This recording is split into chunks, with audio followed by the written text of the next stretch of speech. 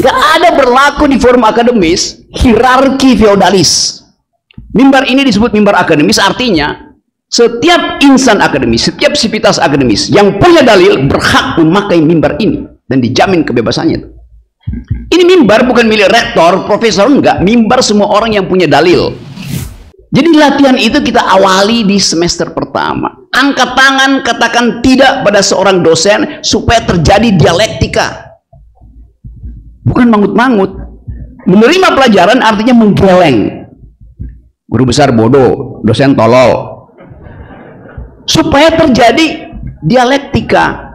Jadi selama feodalisme itu masih di situ, tak mungkin kita membicarakan negara, hukum, dan demokrasi. Di UGM ini Bapak, kita memiliki buku pegangan relasi sehat, mohon maaf. Jadi saya tidak sependapat dengan kata-kata yang umpatan itu baik, walaupun ada tempatnya tertentu, tapi di UGM itu ada ke-UGM-anan. Jadi kata-kata mohon maaf sekali, bodoh, dungu, body shaming itu tidak boleh. Tidak boleh. Tidak boleh. Tolong dicarikan kata-kata yang lain, karena di sini banyak anak-anak muda yang sedikit jar, mohon maaf, saya tidak suka. Itu kita punya nilai-nilai Pancasila ke UGM-anan.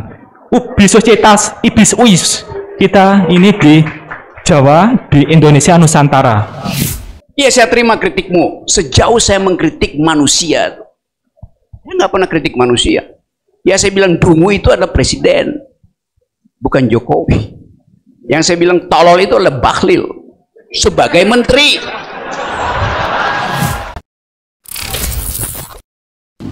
Terima kasih yang terhormat MC, moderator, dan Bapak Rocky Gerung. Ya, teman-teman, Bapak Rocky Gerung ini sangat kontroversial menurut saya. Ini kan member bebas ya, boleh saya tidak setuju dengan pendapat Bapak. Oh ya, perkenalkan, nama saya dari mahasiswa MHBK semester 1. Nama saya Mata Lintang Yunanjalu. Seperti yang kita ketahui dulu, saya menyimak Pak Rocky sejak terkenal ada yang bahwa kitab suci itu fiksi, seperti itu ya, dan fiktif, dan itu sudah banyak yang gagal paham dan sudah diterangkan mereka itu kelihatannya salah presumption falasinya, karena Pak Rocky Gerung sudah memberikan prekondisi sebelumnya bahwa dinampakkan fiksi itu sudah memberikan imajinasi yang bisa menjadi nyata, seperti itu, walaupun tidak ada di kamus. Karena Bapak memang punya otoritas, Bapak pintar, profesor, doktor, seperti itu, maka memang bebas untuk memberi interpretasi sendiri. Kalau saya tidak berani, Pak, membuat interpretasi sendiri tentang kata-kata atau kata hukum dan lain-lain, tidak berani. Kemudian yang ini ada permintaan dari saya, apakah nanti bisakah Bapak Rocky Gerung memberikan saya nomor WA? bukan nomor WA Bapak, tapi nomor WA-nya Bapak Rismon Sianipar. Karena pada waktu itu beliau mengejek Pak Andi, itu mengatakan MBA-nya online dan tidak kuliah. Padahal saya juga dari UT, Pak. Saya online juga. Saya online dan saya mempunyai ijazah dari UT. Dan saya punya legal standing untuk mempertanyakan sebelum mungkin saya akan memperkarakan atau seperti apa, karena di UT itu online dan memang seperti itu. Selanjutnya, mohon maaf.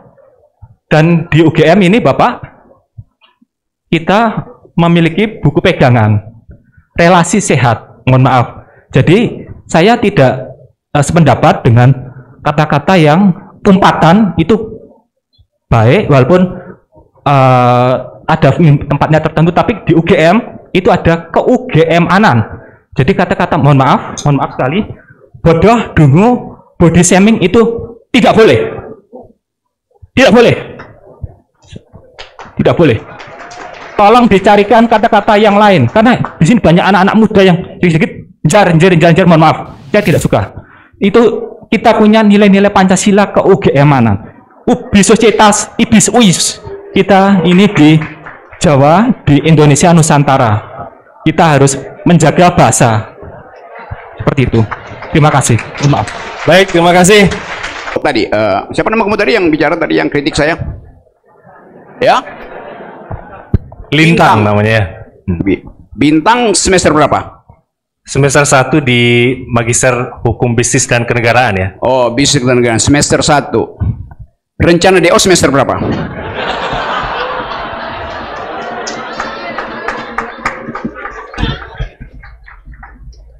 Kenapa mesti ada rencana untuk selesai? Kenapa nggak ada rencana DO? Dua-duanya ada rencana. Karena kita terbiasa masuk universitas, fakultas itu mesti lulus. Padahal kalau cuma sekedar lulus, Anda nggak perlu masuk UGM. Datang aja pasar pramuka.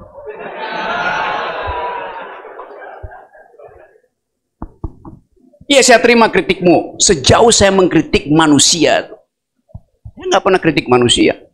Ya, saya bilang dungu itu adalah presiden, bukan Jokowi. Yang saya bilang tolol itu adalah Bahlil sebagai menteri.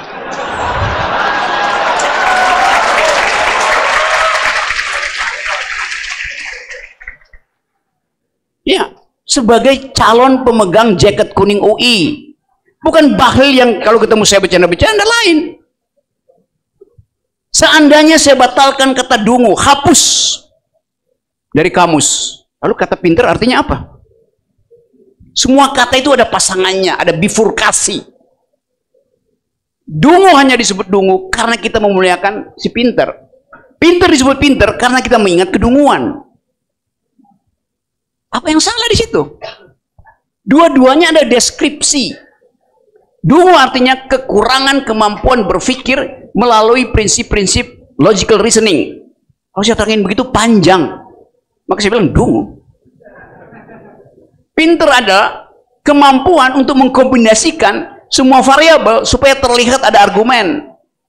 Sama deskripsi, semuanya deskripsi. Kalau saya nggak boleh memaki-maki, berarti nggak boleh ada yang memuji-muji. Memaki dan memuji itu deskripsi dalam politik. Rocky Gerung maki-maki terus, ya, Anda muji-muji terus. Kan di situ, ini gila negeri ini kan. Kata yang ada di dalam kamus kita mau dihapus. Buset dah. Ada dua kata di dalam kamus Webster, Oxford Advanced Dictionary yang disumbangkan oleh orang Indonesia. Dua kata. Satu adalah amok. Emak. Bahasa Inggrisnya itu. Anda baca semua kamus, kata amok itu kata yang disumbangkan oleh Indonesia ke dalam wacana narasi internasional. Ada peristiwa amok di Pati, Anda mau hilangin kata itu? Saya nggak suka ada amok.